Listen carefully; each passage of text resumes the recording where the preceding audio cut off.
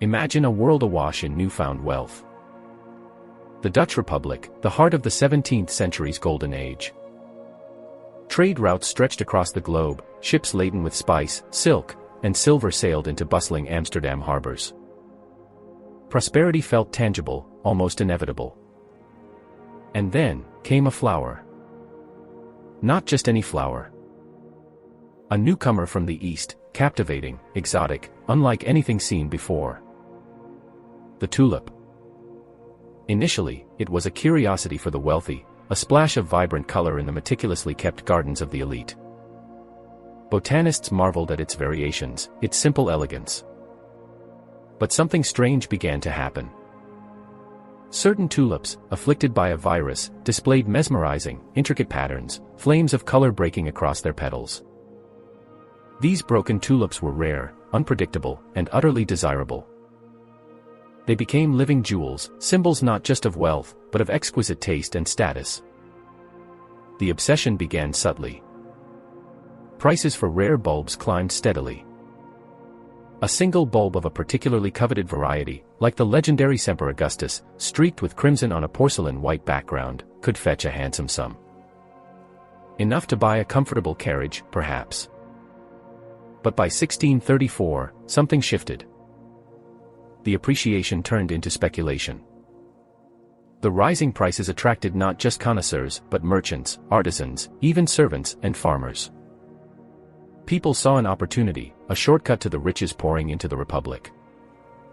Why trade goods across dangerous seas when you could multiply your money trading bulbs right here at home? The market detached from reality. Trading moved from formal exchanges into rowdy taverns, fueled by gin and ambition. Contracts were drawn up for bulbs that hadn't even been harvested, bulbs buyers often never intended to plant, only to sell on at a profit. This was the infamous Windhandel, the wind trade. Dealing in pure expectation. Think about this. People weren't just buying bulbs. They were buying promises. Promissory notes for future bulbs changed hands multiple times a day, each time at a higher price. Some bulbs were traded for acres of land. Others for entire townhouses on Amsterdam's finest canals. Records show one single Semper Augustus bulb was valued at over 5,000 guilders, more than 10 times the annual income of a master craftsman, enough to feed and clothe a family for a lifetime. It was pure delirium. Did anyone pause? Did anyone question how the value of a perishable flower bulb could eclipse the value of property, of businesses, of labor? Some did. Whispers of caution were drowned out by the roar of the crowd, the clinking of coins, the intoxicating scent of easy money. The market seemed invincible, perpetually rising. Fortunes were being made overnight on paper. People leveraged their homes, their businesses, their entire futures on the belief that someone else would always be willing to pay more. The peak of this frenzy arrived in the winter of 1636 to 1637. Prices reached astronomical heights. It seemed the sky was the limit. Buyers from across Europe were rumored to be entering the market. The optimism was blinding. Then, in February 1637, in the city of Haarlem, the music stopped. At a routine bulb auction, buyers simply didn't show up.